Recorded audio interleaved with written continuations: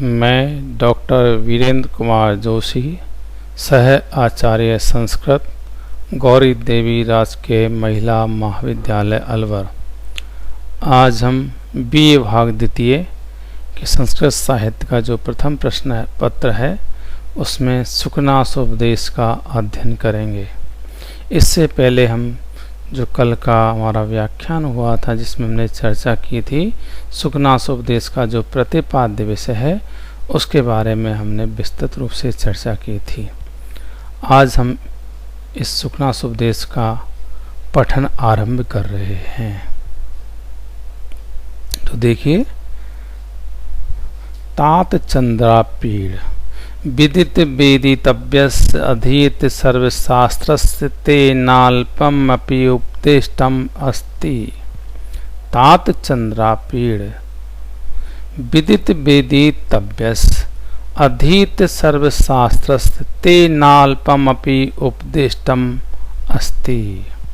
तात जो अपने से छोटे लोग होते हैं या बड़े होते हैं उनके लिए हम इसका संबोधन का या इसका प्रयोग करते हैं। तात का सम्मान सूचक शब्द है। तात हे वत्स चंद्रापीड़, जो कि राजा तारापीड़ का पुत्र है, उज्जैनी के राजा हैं, उनका ये पुत्र है चंद्रापीड़, जो कि इस समय अपने गुरु के आश्रम से अपना विद्या अध्ययन पूर्ण कर राजमहल लौटाए। इसका अब जो राज अभिषेक किया जा रहा है। तो इस समय जो मंत्री हैं सुकनास वो इन्हें उपदेश दे रहे हैं। तो वो इनसे कह रहे हैं कि हे चंद्रापीड़, विदित वेदितव्यस, विदित विधि धातु है एक तय प्रत्यय कि विदित जानने अर्थ में, कि विदित एक तय और भूतकाल एक तय प्रत्यय हो गया भूतकाल अर्थ में कि भाई जो जानने, विदित जो जान लिया है। वेदितव्यस वही विद धातु और तव्यत प्रत्यय कि जो जानने योग्य है, कि भाई विदित जो कुछ जानने योग्य है उसको तुमने जान लिया है। अधीत सर्वशास्त्रस, अधीत अध्ययन कर लिया है, पढ़ लिया है। सर्वशास्त्र से सारे शास्त्रों को, जो भी शास्त्र हैं उनको, जैसे वेद हैं, न्याय आदि शास्त्र हैं, उनका अध्ययन कर लिया है। ऐसे ये अध्ययन कर चुकने वाले ते तुम्हारे लिए अल्पम अपि, अल्पम भी थोड़ा सा भी नहीं है, उपदेष्टम उपदेश देने के योग्य अस्ति है। कि हे चंद्रापीड़, तुमने जो कुछ जानने योग्य वस्तुएं थी उन सब को जान लिया है और जो शास्त्र थे उन शास्त्रों का अध्ययन कर लिया है। इसलिए तुम्हें ऐसा कोई जो थोड़ी बहुत भी कोई उपदेश हो वो देने की योग्य नहीं है। केवलम केवल या मात्र निसर्गतः एव, निसर्गतः कहते हैं स्वभाव से ही। भानु भेद्यम, नहीं है भानु सूर्य के द्वारा। अभेद्यम जो अभेद्य है, भेदा नहीं जा सकता है, नष्ट नहीं किया जा सकता है। ऐसा अरत्नालोक छेद्यम, और रत्नों के आलोक जो प्रकाश हैं उनसे, ये जिस मणि वगैरह होती है उनकी चमक या प्रकाश से, अभेद्यम जिसको अभेदा नहीं जा सके, दूर नहीं किया जा सके। प्रदीप प्रभा अपनेयम, प्रदीप जो दीपक है उसकी प्रभा जो लौ है या कांति है या ज्योति है उससे अपनेयम हटाया जा सके, नहीं। तो जिसे दीपक की लौ से भी या दीपक की ज्योति से भी जिसे हटाया नहीं जा सके, न हटाए जाने योग्य। अति गहनम, अत्यंत गहना, अत्यंत गहरा या घना, जिसमें कुछ भी दिखाई नहीं दे ऐसा। यौवन प्रभवम, तमो अंधकार है। यौवन प्रभवम, यौवन युवा अवस्था से, प्रभवम जो उत्पन्न होने वाला है ऐसा। अर्थात जैसे युवा अवस्था आती है वैसे जो स्वभावतः ही पैदा हो जाता है। तमो जो अंधकार है वो, अर्थात यहाँ पर कह रहे हैं कि युवावस्था से जो अंधकार उत्पन्न होता है वो ऐसा है स्वभावतः ही कि ना तो उसे सूर्य के द्वारा दूर किया जा सकता, कि सूर्य जब उदय होता है तो सारा जो भी अंधकार होता है रात्रि का उस अंधकार को दूर कर देता है। लेकिन युवावस्था से होने वाला जो अंधकार है वो इससे भी दूर नहीं होता। ऐसे ही जो मणियों की चमक होती है, रत्नों की चमक होती है, उससे भी अंधकार दूर हो जाता है, लेकिन उसके भी प्रकाश से ये दूर होने वाला नहीं है। ये तो बहुत गहरा अंधकार है, जिसे कि हम दीपक की लौ से भी नहीं हटा सकते। जहाँ कोई अंधेरा होता है, जहाँ कोई दूसरा साधन नहीं है, वहाँ पर हम दीपक को जला करके ले जाते हैं, फिर वहाँ पर हमको उजाला हो जाता है। लेकिन वहाँ पर भी जो दीपक है ये युवावस्था से उत्पन्न होने वाले अंधकार को दूर नहीं कर सकता है, उससे भी दूर होने वाला नहीं है। दूसरा, अपरिणामो उपशमो दारुणो लक्ष्मी मद है। अपरिणामो, परिणाम में अर्थात अंत में अर्थात वृद्धावस्था में, जो आयु का परिणाम है वो वृद्धावस्था होती है। तो ऐसे वृद्धावस्था में भी उपशमो नहीं, उपशमो जो शांत होने वाला नहीं है, ऐसा दारुणो भयंकर है, भीषण है, लक्ष्मी मद है, लक्ष्मी का मद यानी अहंकार। लक्ष्मी मतलब धन संपत्ति का। तो जो धन संपत्ति का मद होता है, अहंकार होता है, वो बहुत ही भीषण होता है, दुख देने वाला होता है। और जो कि वृद्धावस्था, जबकि उस समय कहते हैं कि व्यक्ति सब चीज़ को भूल जाता है, राग द्वेष ईर्ष्या वगैरह उसके अंदर कुछ नहीं रहती, और केवल वो अपना, चूँकि उसका अंतिम समय आ गया है, तो परमात्मा का चिंतन करे और अपने जीवन का कल्याण करने की सोचे, अपने कल्याण का मार्ग को प्रशस्त करे, इसमें वो लग जाए। लेकिन ऐसी स्थिति में भी व्यक्ति उस वृद्धावस्था में भी लक्ष्मी को नहीं छोड़ता है, उसके प्रति भी उसकी आसक्ति बनी ही रहती है। इसलिए कहते हैं कि भाई जो अवस्था का, आयु का जो परिणाम है अर्थात वृद्धावस्था, उसमें भी ये जो लक्ष्मी का मद है, लक्ष्मी धन संपत्ति का अहंकार है, ये शांत होने वाला नहीं है। कष्टम अनंजनी वर्ती साध्यम अपरम। कष्टम कष्टकारी है, क्लेश उत्पन्न करने वाला है। अनंजन वर्ती साध्यम, जो अंजन होता है, काजल होता है, उसकी वर्ती जो सलाका होती है, उससे भी साध्यम है, साध्य ठीक होने वाला नहीं है। और अपरम दूसरे ही प्रकार का है।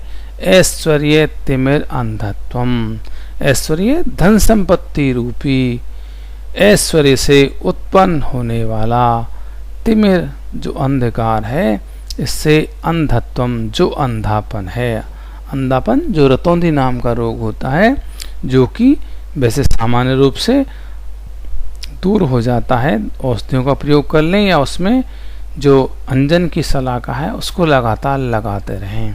लेकिन यहाँ पर कह रहे हैं कि भाई जो ये लक्ष्मी का मद है ये कष्टकारी है और उस अंजन की काजल की सलाका से भी दूर होने वाला नहीं है।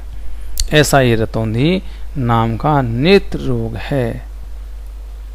ऐसी सिरो उपचार हार्यो अतिरो अति तीव्रो।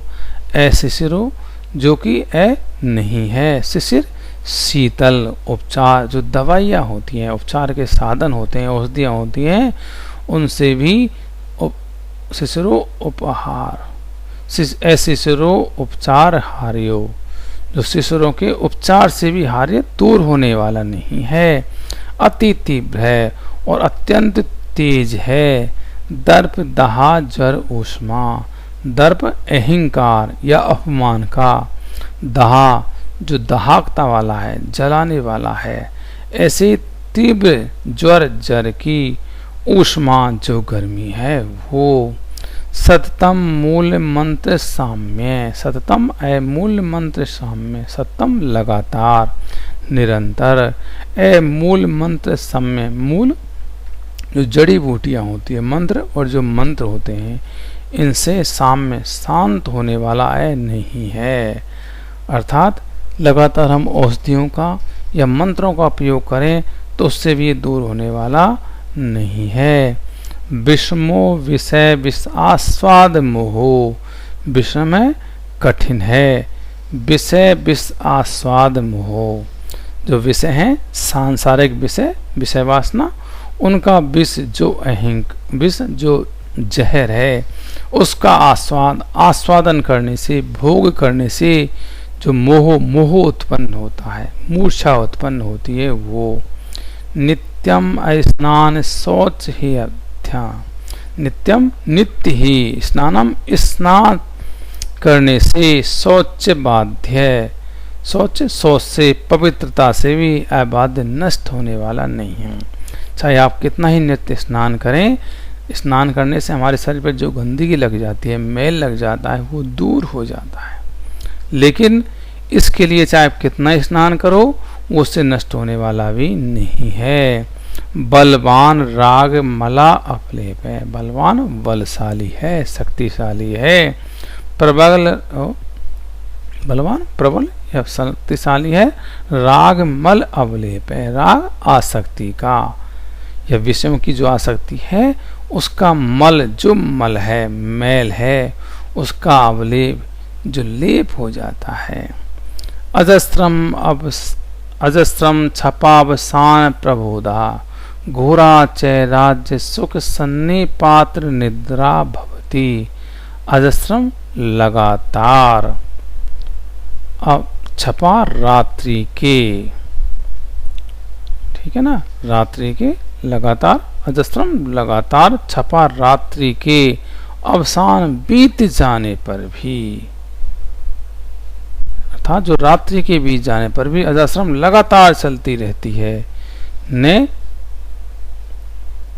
अजस्त्रम सदैव ही छपा रात्रि के अवसान बीत जाने पर भी, प्रबोधा बोध ने करने वाली, ने जागने योग्य, घोरा भयंकर है, राज्य सुख सन्निपात निद्रा, राज्य की प्राप्ति से उत्पन्न हुए सुख का जो सन्निपात है, समूह है, या सुख का जो अनुभव रूपिन जो अनुभव है, उनके सन्निपात समूहों से निद्रा, जो नींद होती है, भवती होती है।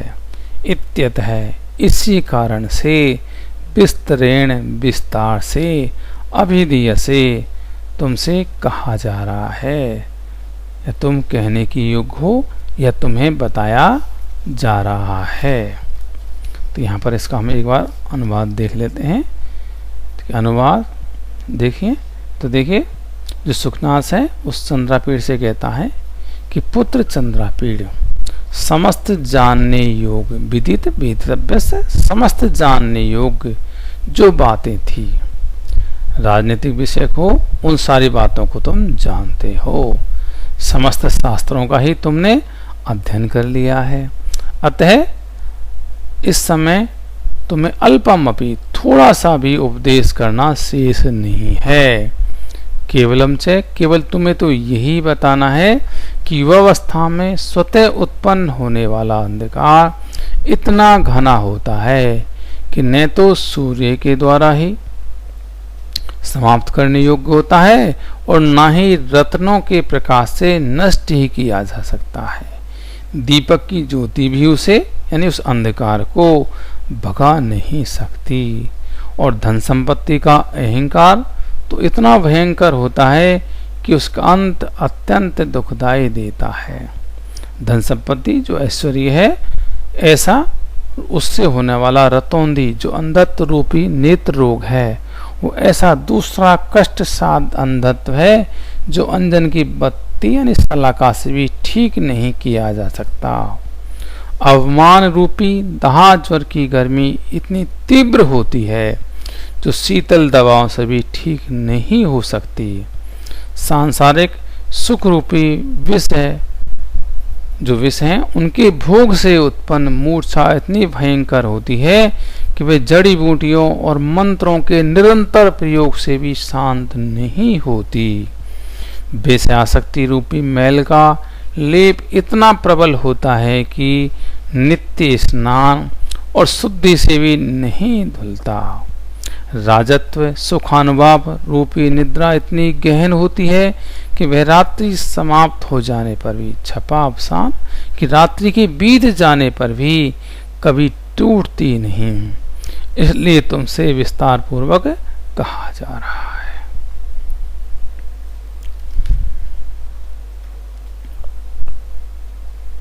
तो देखिए, राजा तारापीड़ का मंत्री सुकनास युवराज चंद्रापीड़ के राज्याभिषेक के समय उसे युवावस्था में उत्पन्न होने वाले स्वाभाविक दुर्गुणों से सावधान करते हुए विस्तृत उपदेश देता है। वह कहता है, पुत्र चंद्रापीड़, समस्त शास्त्रों का अध्ययन एवं ज्ञातव्य ज्ञान प्राप्त करने के कारण यद्यपि तुम्हें कुछ भी बताना अवशिष्ट नहीं है, किंतु युवावस्था में स्वतः उत्पन्न गहन अंधकार को सूर्य, दीपक या रत्नों के प्रकाश से दूर कर पाना असंभव है। धन संपत्ति का अहंकार दुखांत होता है और आंखों में एक अंधत्व रोग पैदा हो जाता है, अर्थात व्यक्ति में गुण अवगुण पहचानने की क्षमता समाप्त हो जाती है। अहंकार जन्य तीव्र ताप, सांसारिक सुखोभोग का विष और आसक्ति जन्य मल इतने भयानक हो जाते हैं कि उन्हें नष्ट नहीं किया जा सकता। राज्य के सुख का उपभोग करते समय व्यक्ति जैसे एक ऐसी निद्रा में डूब जाता है कि रात्रि बीतने पर भी वह नहीं टूटती है, जबकि और निद्रा जो आती है वह रात्रि के समाप्त होने पर टूट जाती है। इस प्रकार धन संपत्ति, राज्य सुख और सांसारिक सुख भोग के प्रति आसक्ति व्यक्ति को अत्यंत कष्ट देती है। अतः इनके प्रति राजाओं को विशेष ध्यान देना चाहिए। इसलिए मैं तुमसे विस्तार पूर्वक कहता हूँ।